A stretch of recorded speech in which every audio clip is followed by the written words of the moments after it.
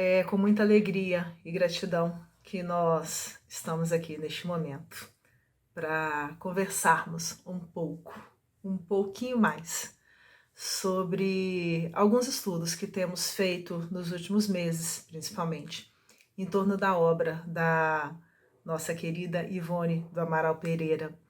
Temos já há algum tempo conversado nos nossos estudos sobre a sua existência, as suas experiências, sobre as questões que são significativas, vivenciadas por ela e que são de extrema importância para nos auxiliar no nosso desenvolvimento, principalmente pelo fato de que ela chegou aqui ainda no processo, né, durante a sua última encarnação, mas ainda num processo de resgate de falhas, de dívidas, com grandes necessidades de aprendizado, de expiações e também de provações, e através do seu exercício de uso consciente da vontade, de dedicação ao projeto construído para ela nessa existência de Ivone, ela conseguiu se vencer e vencer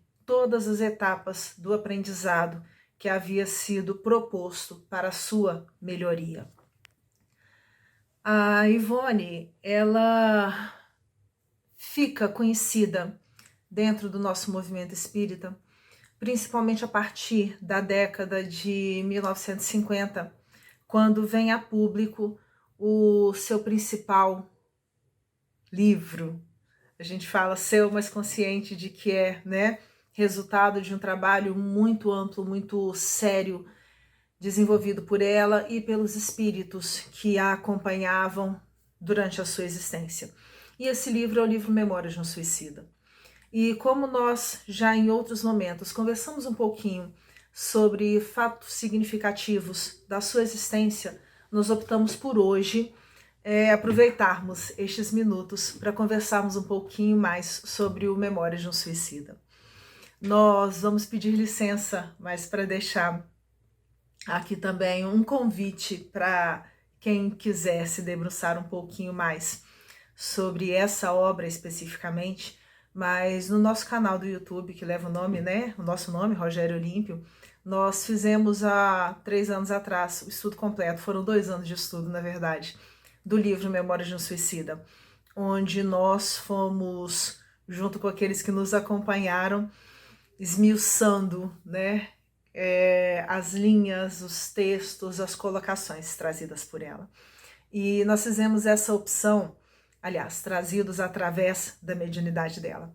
E nós fizemos a opção de fazer o tratamento longo do estudo do livro, exatamente pela riqueza apresentada por ele.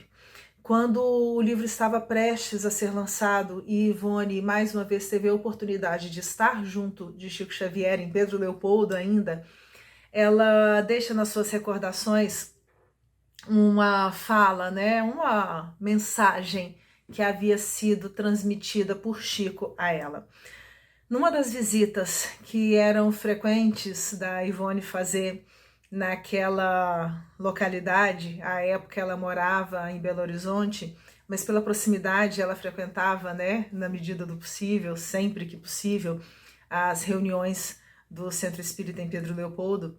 Ela fala que num determinado dia ela estava participando da reunião, acompanhando, né, os estudos, as palestras, as comunicações trazidas pela mediunidade do Chico, e num momento específico, Chico diz para ela que André Luiz havia mandado um recado para ela. E o recado era de que aquele livro sobre os suicidas, é assim que ela se refere, né? Que aquele livro sobre os suicidas seria o livro doutrinário espírita mais importante dos últimos 50 anos. O que significa que do início do século XX, já que o livro foi publicado em 1957, na edição definitiva, isso significa que desde o início do século XX, ele foi o livro mais completo, mais profundo, por isso mais significativo, doutrinariamente pensado, né?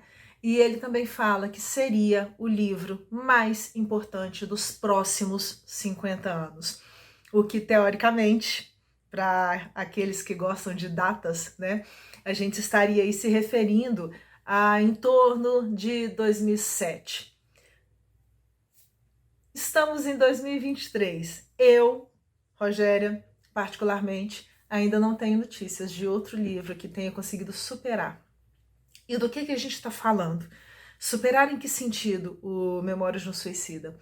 Era um termo muito comum utilizado no século XIX, o termo controle, para alguns espíritos que se comunicavam através de determinados médiuns.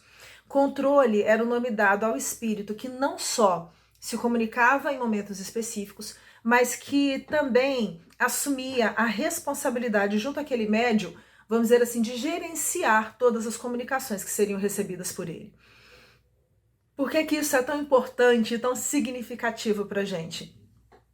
Porque esse controle que a gente vai ter, por exemplo, né, na figura de Emmanuel junto de Chico, na figura de Joana de Ângeles junto de Divaldo, de Camilo junto de Raul Teixeira, que a gente vai ter a princípio, né, e pelo entendimento que ela mesma nos dá, que a gente tem em Charles junto à mediunidade de Ivone, a gente encontra também alguns espíritos específicos assumindo tarefas junto a um determinado trabalho, junto a uma determinada obra. Ivone diz pra gente que os primeiros contatos que ela teve com Camilo Castelo Branco, ainda sem conhecer, na verdade, quem era esse escritor, vai se dar em torno ainda do início da sua, o que a gente chamaria de pré-adolescência, né, em torno dos 11, 12 anos de idade.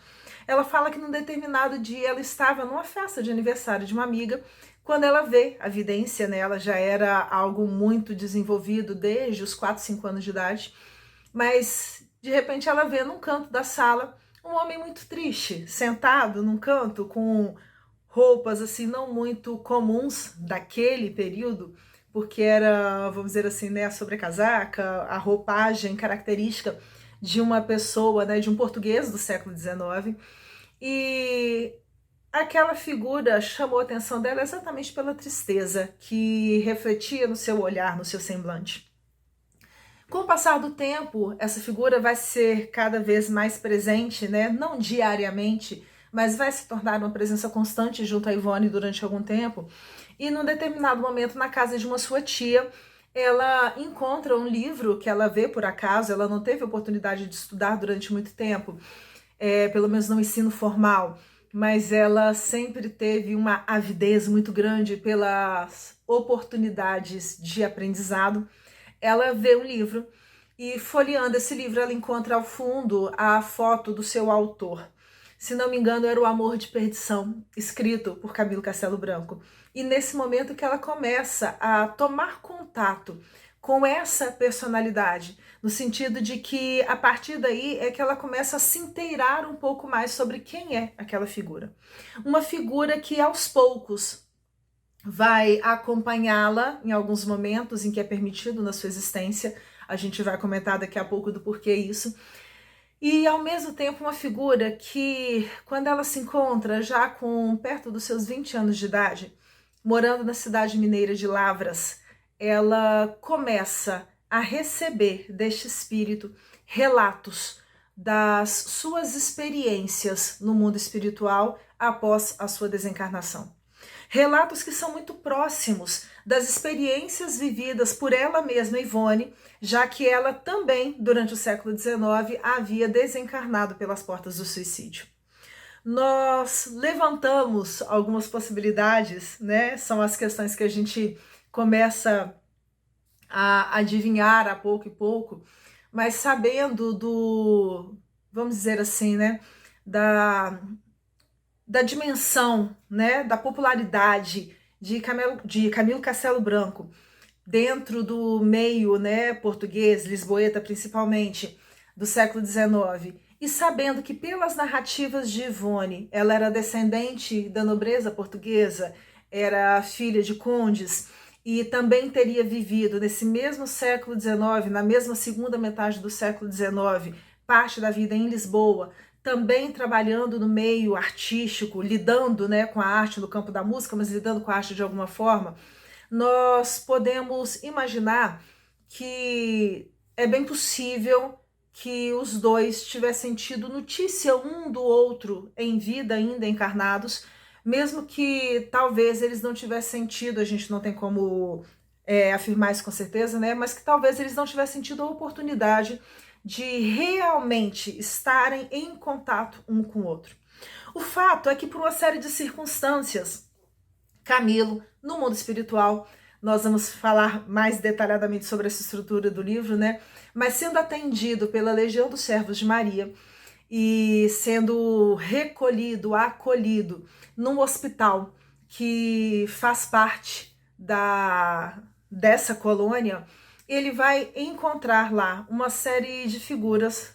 Nós vamos apresentar um pouquinho melhor essas figuras, mas uma série de espíritos, e espíritos que se relacionam com Ivone, mas que estão também lá naquele momento, trabalhando para o bem comum, auxiliando outros espíritos que teriam chegado ao mundo espiritual nas mesmas condições em que Ivone teria chegado. E um deles especificamente, que vai ser denominado, faltou a palavra exata aqui, mas que vai ser denominado no livro como Roberto de Canaleiras, um jovem médico ainda no processo na condição de assistente, mas ainda em processo também de reerguimento no mundo espiritual, já que ele havia chegado do lado de lá pelas portas do suicídio inconsciente. Ele não se matou, mas as condições da sua morte, a tristeza profunda pelo abandono da sua esposa, as dificuldades enfrentadas por ele, o que a gente poderia entender hoje como sendo os processos depressivos e etc., junto a um certo descuido com a própria existência, fazem com que ele acabe desencarnando em função da tuberculose adquirida por ele, nos tratamentos feitos a outros pacientes. Ele que era médico, mas a outros pacientes também tuberculosos. Ele passa por todo um processo no mundo espiritual de tratamento mesmo, e é esse médico que vai ficar, de certa forma, responsável pelo grupo que Camilo faz parte. E esse médico é exatamente o médico que havia sido casado com a Ivone na sua encarnação anterior, né, a de Ivone no século XIX. Por que nós estamos mencionando isso?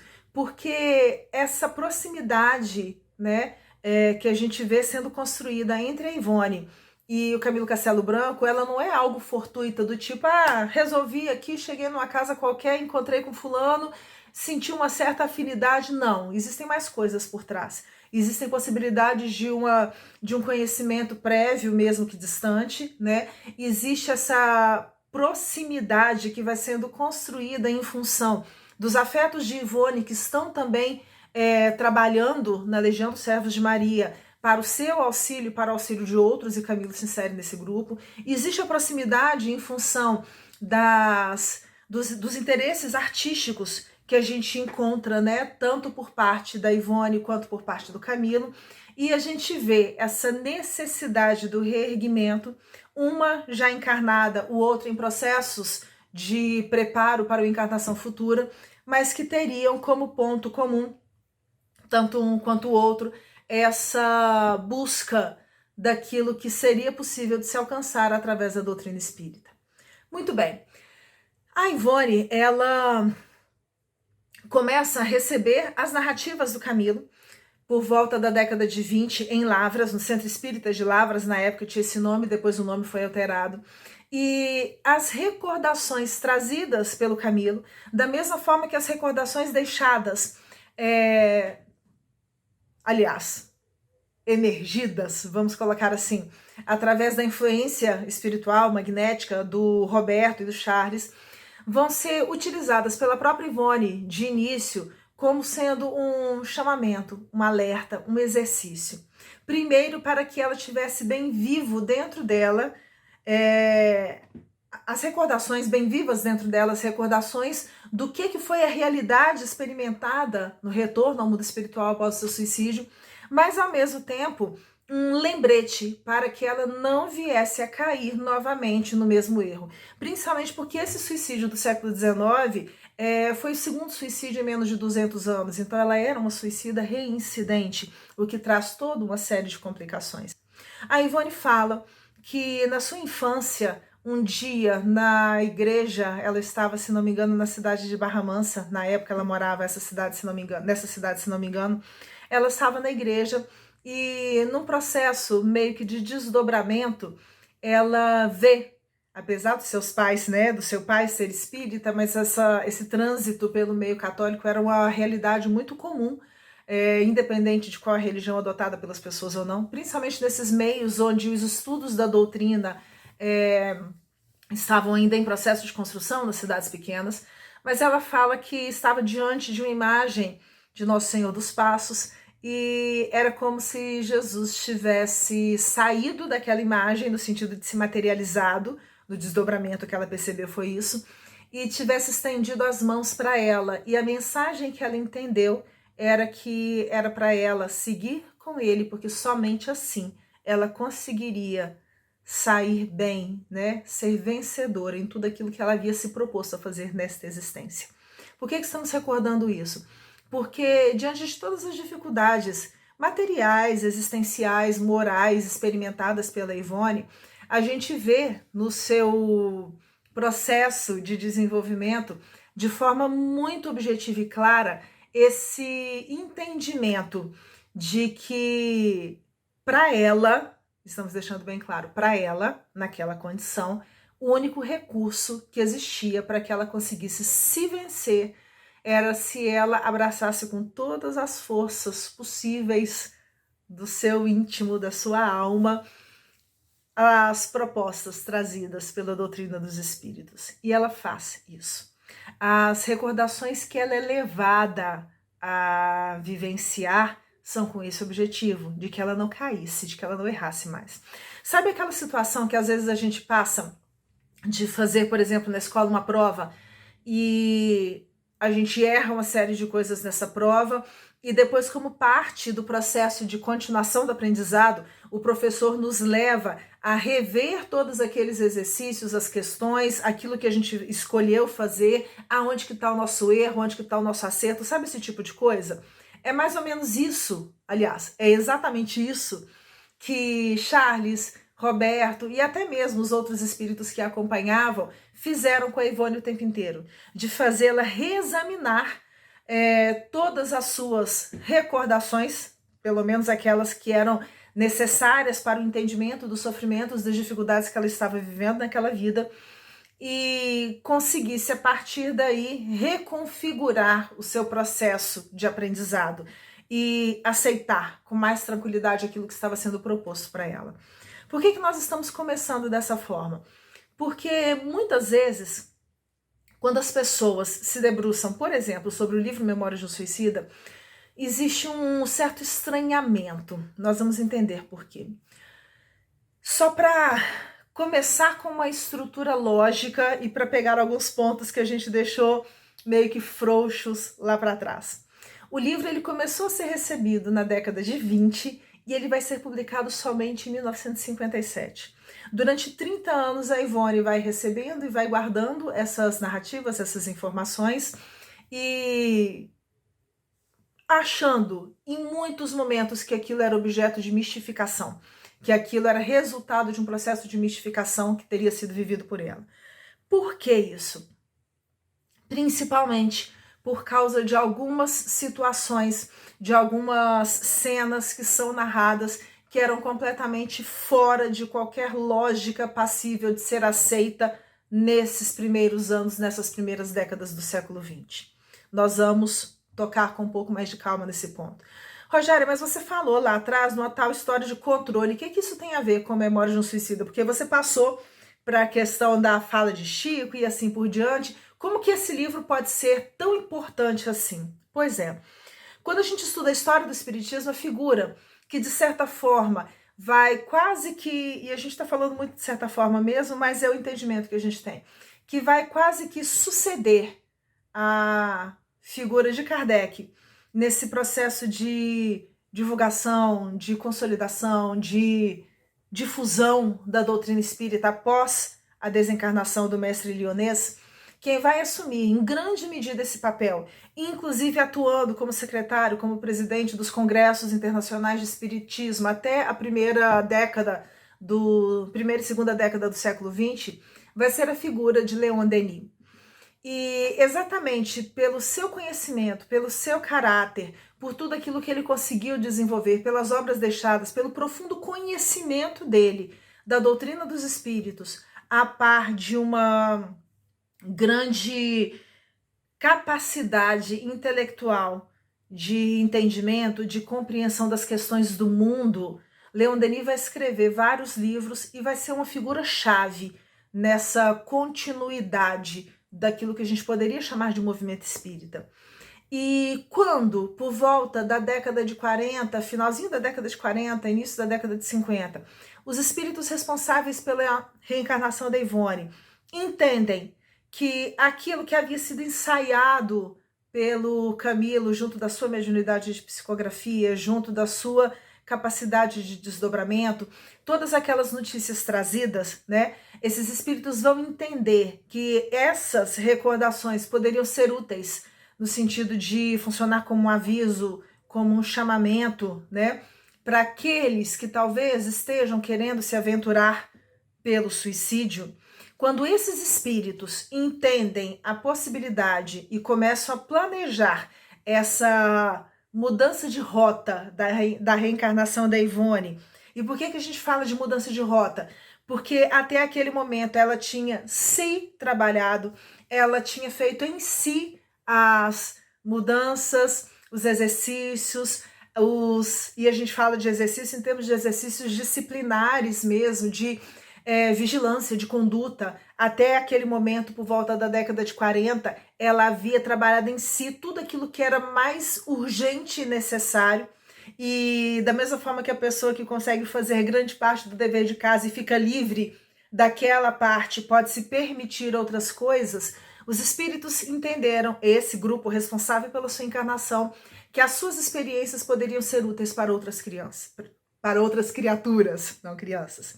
E é nesse momento que existe uma reconfiguração do programa reencarnatório da Ivone, no sentido de fazer com que as suas memórias, com que as lembranças trazidas por outros espíritos a ela fossem transformados em livros que, sob a custódia da Federação Espírita Brasileira, poderiam auxiliar no desenvolvimento de muitas criaturas. E é nesse grupo que nós nos entendemos. Dentro desse projeto, aquelas narrativas do Camilo, que eram simplesmente recordações, que eram memórias dele, que eram as suas experiências, precisavam passar por um processo quase que de revisão, sabe assim, um processo de reescrita. Nesse intervalo, a Ivone chega a levar o material para a Federação Espírita Brasileira, mas na época eles deixaram bem claro que não tinham tempo naquele momento para poder se debruçar sobre aqueles escritos, principalmente porque existiam muitas obras do Chico que estavam lá aguardando, né, essa atenção editorial, e exatamente por conta disso ela deveria deixar aquilo para depois. Diz a Ivone que fala que ela voltou para casa frustrada, é óbvio, mas que nesse momento, né, que a gente está falando aqui de frustração, ela chega para o quintal da sua casa, pega uma caixa de fósforos, está quase colocando fogo em todos aqueles manuscritos, porque ainda eram manuscritos, quando ela vê claramente a mão de Dr. Bezerra de Menezes sustando aquele movimento e impedindo-a, como do tipo assim, espere mais um pouco, ainda não.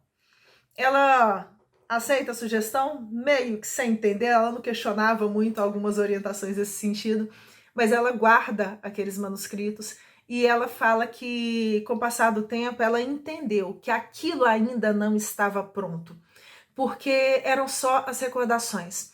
Faltava exatamente, vamos dizer assim, o viés doutrinário, espírita mesmo da obra.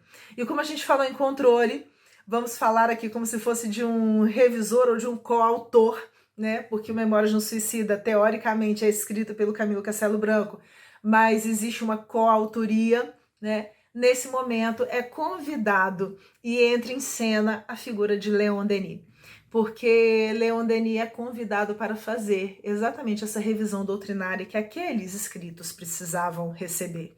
E por que nós estamos dizendo isso? Porque nós temos claramente no livro, e isso daí é deixado bem claro desde a introdução, desde a apresentação da obra, nós temos a narrativa do Camilo, mas a gente tem uma série de reflexões, que é quase que 2 vezes mais do que somente a narrativa do Camilo, onde são apontadas todas as questões trazidas pela doutrina e elas são, vamos dizer assim, como que encaixadas naquela narrativa. E é exatamente esse conjunto que faz com que essa obra seja tão profunda. Algumas pessoas já nos questionaram em alguns momentos, e a última vez foi muito interessante porque foi um jovem numa reunião de mocidade espírita, sobre qual é o problema do suicídio. Não vou entrar na questão lógica e moral agora do nosso entendimento, não, mas a fala dele ainda foi assim, porque a pessoa está só se matando, ela não está fazendo mais nada para ninguém. Por que é tão complicado assim essa questão? A primeira coisa que nós falamos com esse jovem foi tipo, você tem certeza que ele está fazendo algo só para ele mesmo? A vida dele não impacta mais na vida de mais ninguém?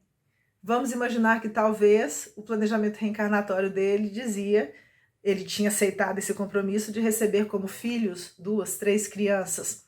Essas 2, 3 crianças que viriam por ele, o que vai acontecer com elas? Pegando só esse primeiro ponto. Mais além um pouco, as pessoas que se relacionavam com ela de alguma forma vão fazer o que a partir daquele momento? Elas também vão ter que se reorganizar, que se reprogramar dentro daquela mudança de conduta que foi feita. E para além disso, por que é tão difícil esse tratamento que o suicida deve receber de algum modo? Alguns já me questionaram também que, por exemplo, mas tem livros de André Luiz que falam sobre o suicida, mas não falam com essas cores tão negras como é mencionado no Memórias de um Suicida. Pois é, porque o objetivo era diferente. Existem livros de André Luiz que vão falar sobre espíritos suicidas, espíritos que aparentemente estão mais conscientes, que estão conseguindo conversar, que estão dessa forma. Por que isso acontece? Vamos lembrar de várias coisas. Primeiro, cada caso é um caso. Cada um de nós tem a sua própria história. E por mais que nós tenhamos vivido as mesmas experiências nos mesmos lugares, com as mesmas pessoas, somos seres diferentes, que reagimos diferentes a essas experiências, que podemos ter tido histórias pregressas que fizeram com que nós desenvolvêssemos ou não algumas virtudes, alguns vícios e assim por diante. E para além desses questionamentos, nós temos outras questões que são muito sérias, que nós vamos começar a apontar algumas delas aqui. E é apontar mesmo, porque sabemos que não vamos conseguir esgotar completamente esse assunto. Quando Leon Denis pega os registros, os relatos deixados por Camilo, ele vai fazer a reestruturação da obra. Tanto é, e é exatamente por conta disso que a Ivone fala que depois ela entendeu que faltava exatamente essa reestruturação para que a obra pudesse vir a público. Ela não estava pronta. A questão mais séria para a gente é que, em termos assim didáticos, vamos entender assim, ele vai dividir a estrutura da obra em 3 partes. O livro Memórias de um Suicida tem 3 partes específicas. A primeira parte se chama os réprobos. Réprobo, se a gente for procurar no dicionário, é aquele que de alguma forma está à margem, está fora do caminho que deveria estar sendo trilhado. Tem a ver um pouco com isso. É aquele que, vamos dizer assim, ele mesmo se excluiu por fugir à aceitação daquelas leis que deveriam ser aceitas. Seria mais ou menos por esse caminho. A segunda parte fala sobre os departamentos. Nós vamos discorrer rapidamente sobre cada uma delas e talvez futuramente a gente volte a falar com mais vagar sobre essas questões. E a terceira parte fala sobre a cidade universitária. Cidade universitária? Cidade universitária. Existe uma cidade universitária. Muito bem, começando a estrutura. A pior parte, quando a gente fala sobre Memórias do Suicida, E é muito comum a gente ouvir pessoas que começam a ler, né? Ouvir relatos de pessoas que falam assim: ah, eu comecei a ler o livro, nossa, mas é muito pesado, é muito difícil, eu não dei conta de continuar lendo. Comentei uma vez no nosso grupo de estudo, né? Esse que a gente comentou, que tá lá no nosso canal, que foi uma maratona, porque foram pouco mais de 100 horas. Foram 100 estudos durante mais ou menos uns 2 anos, né? Aproximadamente, com em torno de 1 hora de duração. Mas comentei com os nossos amigos que nos acompanharam que a primeira vez que eu comecei a ler o livro Memórias de um Suicida, eu estava com mais ou menos 16 anos. E eu não dei conta de ler. Foi me dando uma aflição, uma angústia na primeira parte, e aquilo foi difícil, a narrativa era pesada. Sabe aquilo que a gente vê? E aí eu tenho também a suspeita de que provavelmente eu já passei por lá, então eu lembro mais ou menos como é que é a parte das descrições, e aí fica com esse tipo de memória. Mas a gente, se vocês se lembrarem, né, há algum tempo atrás, na Rede Globo, teve aquela novela Viagem. E aí descrevia o Vale dos Suicidas, porque o personagem lá, ele tinha se matado e ele fica preso no vale. Aquilo lá é uma leitura muito leve do que é a realidade de sofrimento vivida pelos espíritos que estão naquele lugar. Para a gente explicar o que é isso, demoraria muito tempo, por isso que a gente vai dar só uma pincelada em alguns pontos. Mas por que nós estamos mencionando isso? Porque passou um tempo, alguns meses, e adolescente, teimosa, na época, né? Aquela coisa assim de, mas um livro não vai me vencer. Eu fiz uma proposta diferente comigo. Comigo funcionou assim. Eu me propus a ler toda noite, né? Porque eu estudava, tinha outros compromissos, então eu chegava da escola à noite e eu me propus a ler uma página. Mesmo que aquilo me fizesse mal, eu ia ler uma página, até eu conseguir vencer aquilo, porque não é possível que eu não ia conseguir ler o livro. E eu sei que com o passar dos dias, aquela uma página que teve momentos que foi meio que difícil, meio dolorosa, começou a virar uma página e meia, 2 páginas, até que foram vencidos os 2 primeiros capítulos. Porque são os 2 capítulos exatamente mais duros, mais difíceis, pelo nível de sofrimento que é mostrado. E isso porque eles relatam pra gente que tudo aquilo que está sendo mostrado ali é sofrido, é dolorido, é angustiante, mas já é um momento do atendimento. Porque a primeira parte, o primeiro capítulo, trata do Vale dos Suicidas. E começa com o Camilo narrando, né, o seu momento, logo depois que ele se percebe vivo, o recolhimento dele ao Vale dos Suicidas e a estrutura do vale. Ao longo do livro, os mentores, né, os responsáveis pela narrativa, vão nos explicando que quem se encontra no Vale dos Suicidas já se encontra em processo de tratamento. Porque, apesar de todas as dificuldades, é um lugar seguro. Sabe essa situação que a gente vê, por exemplo, né? Hoje estão cada vez mais em desuso, mas quando a gente vê as estruturas antigas, por exemplo, dos manicômios, onde existiam lá, né, os tormentos da loucura, as dificuldades da falta mesmo de saúde mental, o desespero, as angústias, tudo aquilo, mas era um lugar controlado e protegido. A gente fazendo uma comparação bem distante, mais ou menos como se fosse isso. Lá estão internados espíritos profundamente sofridos. Como assim sofridos, Rogério? Eu vou dar alguns exemplos, tá? Sabe quando acontece com a gente de passar por vou dar um exemplo, alguns exemplos que são até simples e bobos, tá? Vamos imaginar situações, por exemplo, de um acidente de carro, que a gente conseguiu sair bem, com alguns machucados, às vezes ficou um pouco de tempo internado, às vezes quebrou uma perna, um braço, essas coisas, mas que durante um tempo parece que a gente revive aquele momento na nossa mente. Sabe aquilo, principalmente nos dias seguintes, quando a gente fecha o olho, parece que aquele trauma vem de novo na mente da gente? Imagina isso 10, 20 vezes mais intenso. É disso que a gente está falando. Mas por quê? Calma, vamos uma coisa de cada vez. Sabe essa situação de, por exemplo, você ter um corte, ou caiu, quebrou a perna, talvez machucou um pouco mais, e aí quando você olha para aquela cicatriz, parece que você lembra daquilo, e a sensação do corte, ou a sensação da queda parece que vem de novo? Imagina isso umas 10 ou 20 vezes mais. Por que eu estou dizendo isso? Porque muitas vezes a gente coloca de forma generalizada aí fora, e a impressão que tem é que é como se fosse algo tudo muito distante da gente. Não, não é algo distante. A gente sofre uma série de traumas menores ou maiores durante a nossa existência. A diferença que tem é a intensidade de tudo isso e o porquê dessa intensidade.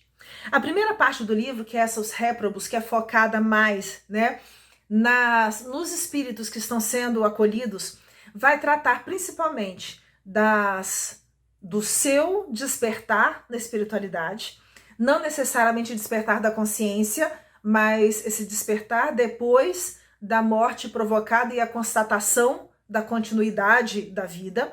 Vai mostrar parte dos sofrimentos vividos por eles, tanto no Vale dos Suicidas, como logo depois da sua desencarnação. E aí aquela coisa que a gente fala, né, do estar ainda, que os espíritos dão notícias pra gente, do estar ainda preso ao próprio corpo, de ter ainda grande parte das sensações, essas coisas todas, né, de acompanhar parte do processo de decomposição do corpo, são essas questões. Mas vai falar também do atendimento recebido por esses espíritos no Hospital Maria de Nazaré.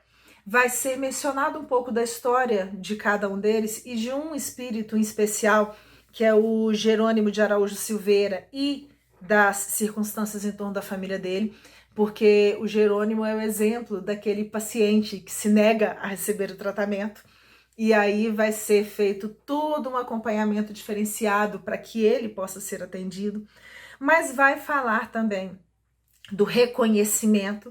E esse reconhecimento não é o reconhecimento do outro, é o reconhecimento da nossa condição de espíritos imortais, de espíritos que, apesar da morte do corpo físico, permanecem ainda dotados da sua individualidade, da sua capacidade de pensamento. É o reconhecimento da incapacidade nossa de acabar com a nossa própria existência. Eles vão deixar bem claro isso, da nossa condição de espíritos, de filhos de Deus, de pertencentes à criação e assim por diante. Mas vai falar também do atendimento que acontece nos meios espíritas, porque quando nós fomos estudar a obra, nós deixamos bem claro que não é só no meio espírita que acontece o atendimento a espíritos, né, obsessores, sofredores, suicidas e assim por diante. Esse atendimento acontece em todos os espaços religiosos, mas cada um com a sua feição diferente. No nosso caso aqui específico vai ser mencionado isso e vai ser também vão ser trazidas as primeiras notícias em torno dessa doutrina dos espíritos que à época, já há mais de 50 anos, estava presente na face do nosso planeta, mas que era desconhecida da grande maioria desses espíritos que se encontravam lá nessa situação. Rogério, por que a situação deles é tão difícil quando eles chegam do lado de lá? Nós fomos buscar uma narrativa trazida também, né, colocada pela Ivone, em um outro livro seu que se chama Recordações da Mediunidade. E no Recordações da Mediunidade, que é uma obra riquíssima, onde são mesclados relatos, recordações dela, Ivone, com relação às experiências vividas por ela, mais ou menos no mesmo formato do livro Devassando do Invisível, também escrito por ela, mas sob a orientação e sob a direção do Dr. Bezerra de Menezes. Então o livro acontece de que forma? O título vai abranger de forma mais ampla as recordações dela, com um determinado fato ou outro, mas existe toda uma primeira parte colocada sob a direção do Dr. Bezerra de Menezes, explicando do ponto de vista da doutrina dos espíritos como que aquele fato acontece, o que está por trás daquilo. Por isso que quando ela vai citar, por exemplo, né, no primeiro capítulo do Recordações da Mediunidade, os casos vividos por ela, né, no campo fenomenológico da letargia e da catalepsia, que é algo que vai acompanhá-la durante toda a sua existência, A primeira parte do capítulo, o Dr. Bezerra de Menezes vai explicar para ela, porque teve um momento em que ela pediu explicações nesse sentido, o que é realmente a letargia e a catalepsia. Então existe toda uma explicação doutrinária para depois trazer a recordação da nossa amiga. No capítulo 4, que se chama Os Arquivos da Alma, Ivone traz pra gente logo de cara, porque isso tem a ver com as recordações dela, né? Nesse capítulo vão ser trabalhadas as questões vivenciadas por ela, principalmente com relação às suas duas últimas, aliás, 3 encarnações anteriores. Ela vai começar falando pra gente sobre o perispírito. E quando nós nos propusemos a fazer essa conversa sobre memória de um suicida, foi exatamente esse capítulo que veio à nossa memória. Porque ela vai trazer para gente, no primeiro ponto, nas 2 primeiras páginas, uma série de explicações, né? Que vão apresentar para gente o que é esse corpo espiritual. E eu peço licença a vocês, porque nós vamos ler alguns trechos dessa primeira parte, principalmente o primeiro parágrafo, que é um parágrafo extenso, mas tirando alguns trechinhos, para a gente entender o que acontece com esses espíritos que chegam do lado de lá, dessa forma.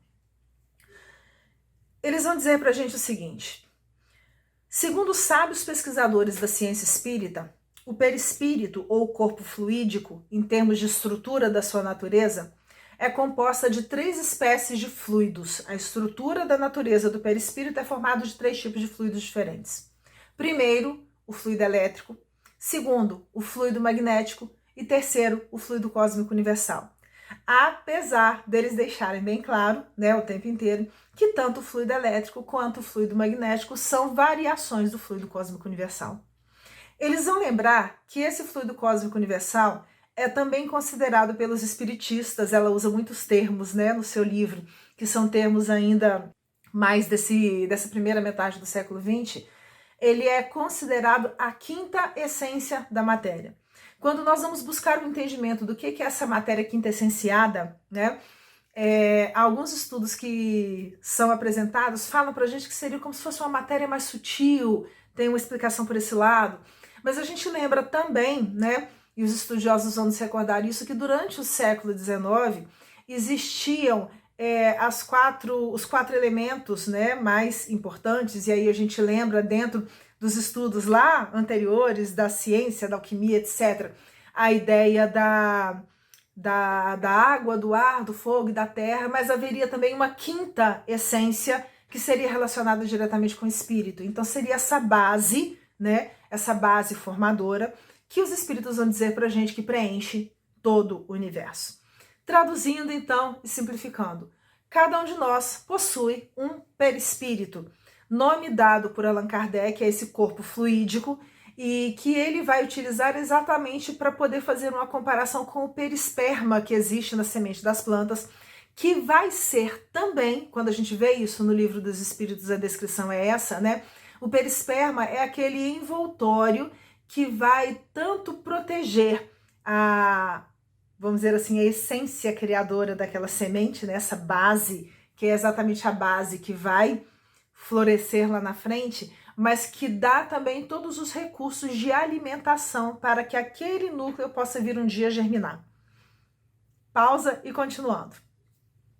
Esse corpo fluídico da alma, pois que jamais a abandona, que, qual ela própria é imortal, mas não imutável, pois evolui, partindo dos graus primitivos até galgar os pináculos da superioridade, seguindo o mesmo trajeto glorioso daquela essência divina, ou seja, a alma, ponto e vírgula. E a gente vai fazer assim porque é uma frase gigantesca, mas para a gente entender. O que eles estão dizendo aqui?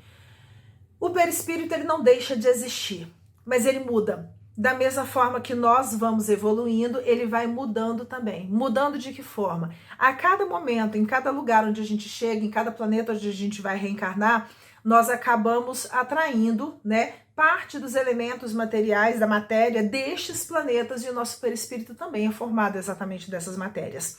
Então é como se ele tivesse uma espécie assim de cara de cada mundo, de cada lugar do espaço.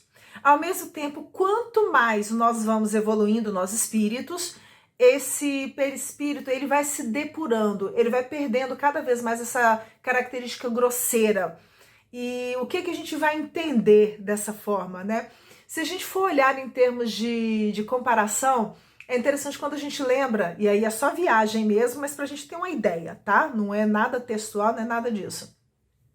Lembra quando a gente, e para tornar um pouquinho mais palpável a ideia aqui, lembra quando a gente vê imagens mostrando, por exemplo, né, descrições dos homens das cavernas, que geralmente são figuras muito endurecidas, brutas, onde falta uma certa harmonia de formas, parece que é tudo muito mais denso do que se a gente fosse imaginar, por exemplo, as figuras dos anjos, dos seres superiores. É só para a gente ter um parâmetro nesse ponto de forma.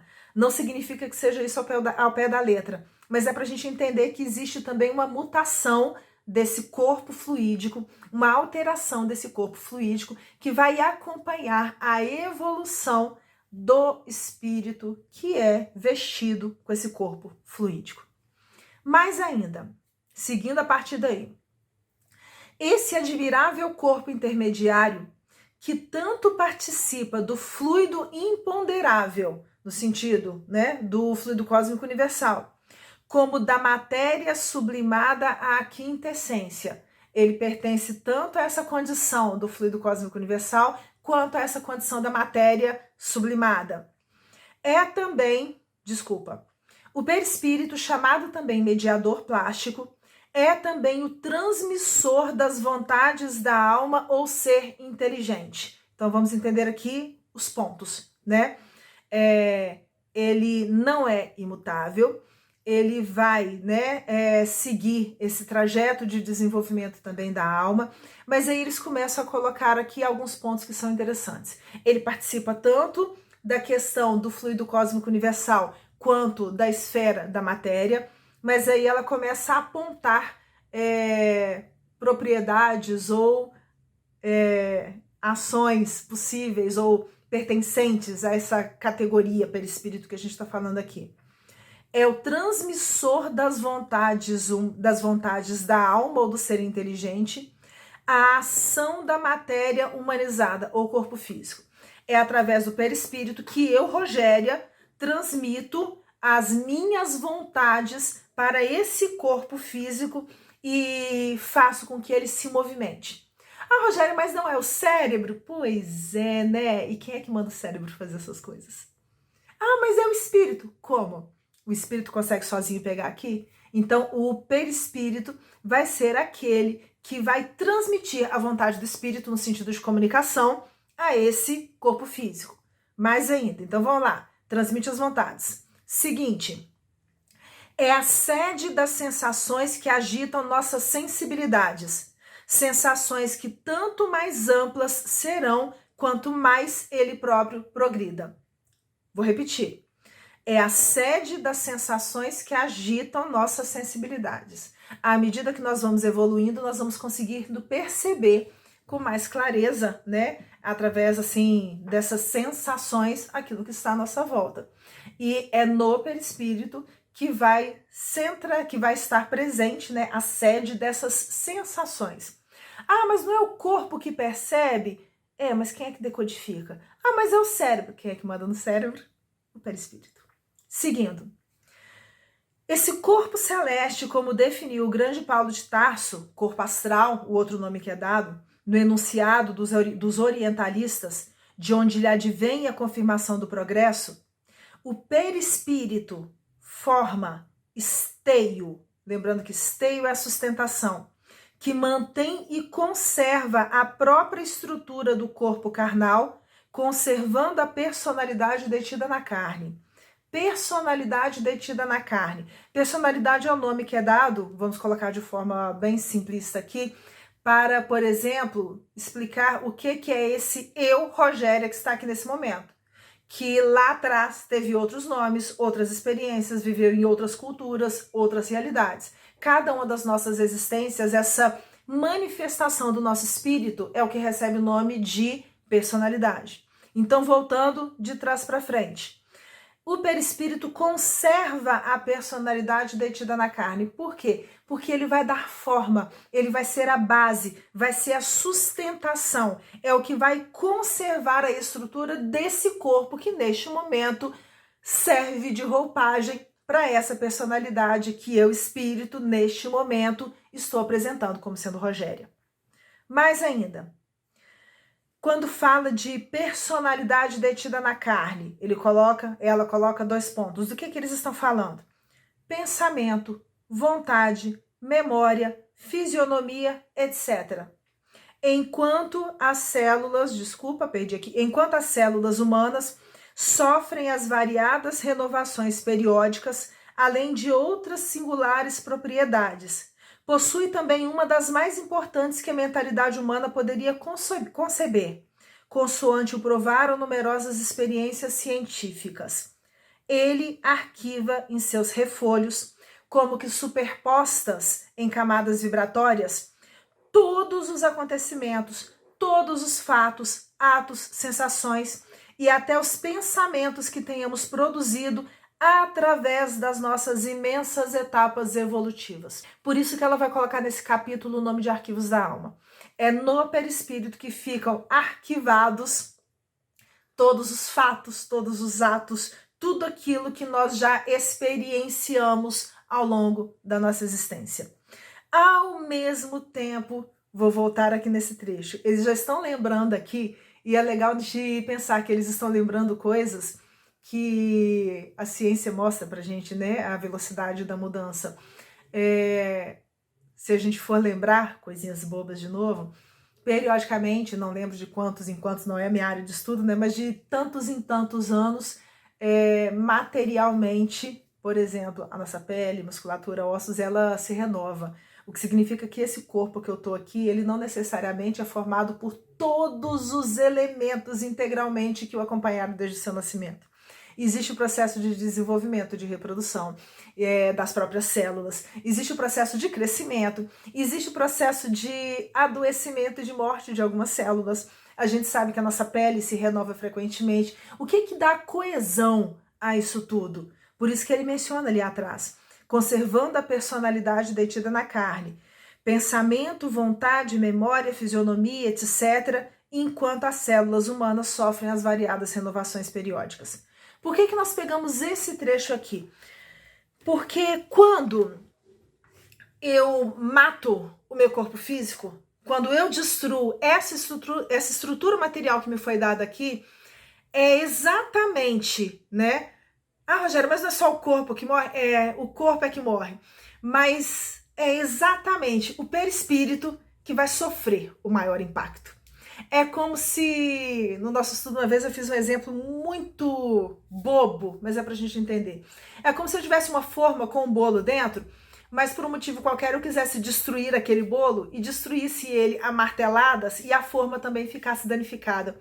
Qualquer outro bolo que eu assar a partir de então, ele vai receber também parte daquelas marcas que ficaram naquela forma que deveria dar sustentação, que deveria dar suporte à massa que estava ali dentro.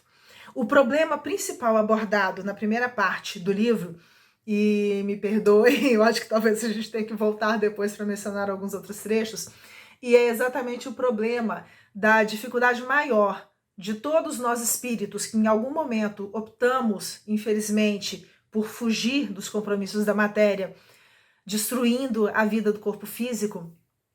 A questão mais séria é que ao eliminar, ao desestruturar, ao machucar, né, ao desagregar as estruturas do corpo físico, eu estou também dando um golpe violentíssimo no meu perispírito. E esse perispírito vai guardar as informações que eu tenho do meu passado, o que significa que pode talvez virar um arquivo meio quebrado que faça com que lembranças que eu não queria ou que poderiam ficar guardadas mais tempo venham de vez em quando à tona. É esse perispírito que vai fazer com que aquele corpo que eu venha a ter a partir de então, ele seja um corpo, né, estruturado, formado, o que significa que talvez ele possa, ao invés de garantir que eu fique, né, de propriedade completa daquela matéria, um pedacinho ou outro escape, e aí a gente vê uma série de questões anímicas em desequilíbrio surgindo a partir de então. É esse perispírito que vai estar guardando em si, da mesma forma que o perisperma, as estruturas ou os elementos, ou vamos falar de forma mais objetiva, né? O fluido vital necessário para que eu consiga levar essa encarnação que eu estou vivenciando até o termo que ela precisa enfrentar. E exatamente por conta disso, é esse perispírito que vai se apresentar em desequilíbrio profundo, refletindo os desequilíbrios produzidos por eu, espírito, e ao mesmo tempo requerendo de mim, espírito, uma paciência, uma dedicação, um amor, uma humildade extremos para esperar que ele se reestruture. E esse período de reestruturação é que vai ser exatamente a situação de dor, de sofrimento, de desespero, de angústia que talvez venham a me acompanhar durante muito e muito tempo na vida espiritual.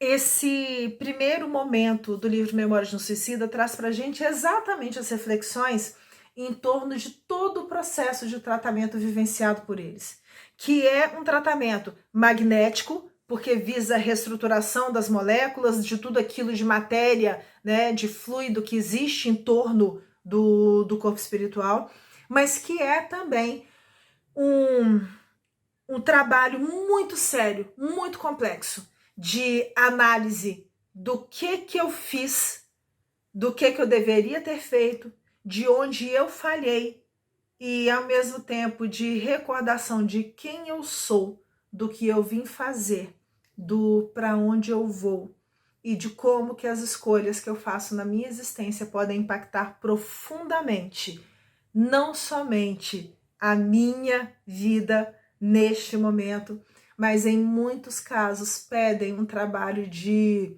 reabilitação, de reestruturação, que podem levar décadas e décadas e décadas para serem constituídos. E a gente fica por aqui. A nossa proposta era apresentar alguns pontos em torno dessa construção do livro. Talvez depois a gente volte em outros momentos para poder continuar falando um pouquinho da segunda e da terceira parte.